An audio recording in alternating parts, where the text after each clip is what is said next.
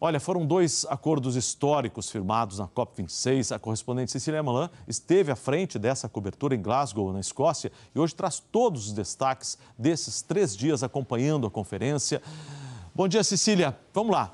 Na prática, né, o que vai acontecer e se realmente essas boas intenções vão se tornar realidade? O que temos pela frente? Bom, temos uma espera agora, né? Como disse o meu entrevistado de ontem, Kovalik, ontem a gente comemorou, hoje começa a pressão para que esses 2 acordos sejam cumpridos. Kovalik, foi a minha primeira COP, eu fiquei muito impressionada com o tamanho, muita gente, vários eventos acontecendo, estrutura física enorme, com longas distâncias, impossível estar em todos os lugares ao mesmo tempo. Você ouvia línguas diferentes nos corredores, as delegações nacionais, os jornalistas correndo de lá para cá, todo mundo com um senso de propósito. Eu me senti numa enorme reunião de condomínio com 200 moradores, no caso, representantes de quase 200 países, todos discutindo uma reforma urgente para impedir o desabamento do prédio, no caso o planeta, e voltei aqui para Londres realmente acreditando no poder do diálogo, da cooperação, só assim para mudar alguma coisa.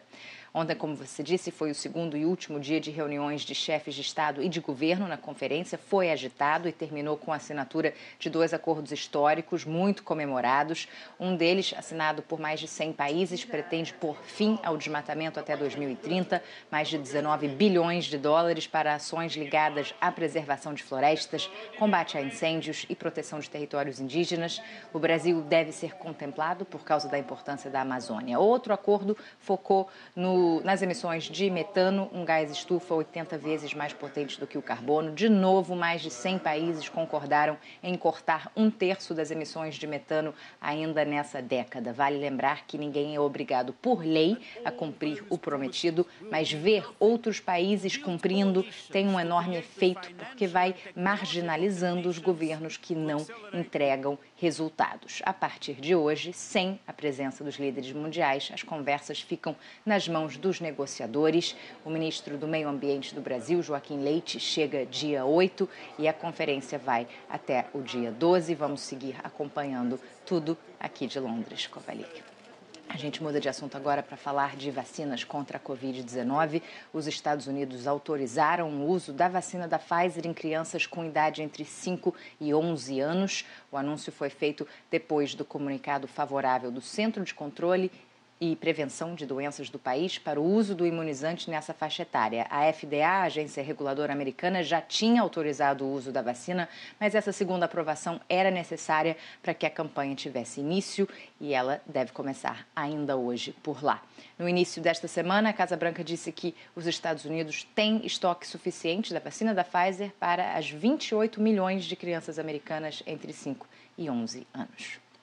E a gente termina ainda falando da pandemia. O primeiro-ministro da Holanda anunciou que o país vai retomar as medidas de restrição. Segundo Mark Rutte, houve um aumento expressivo de infecções e internações hospitalares por causa da doença.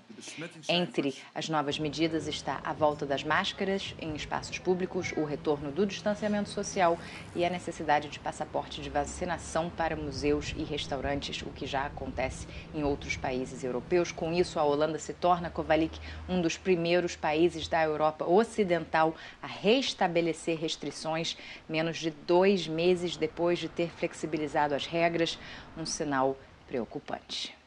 E o mundo inteiro fica de olho, né, Cecília, para saber, afinal, o que vai acontecer. Obrigado pelas informações. Até mais.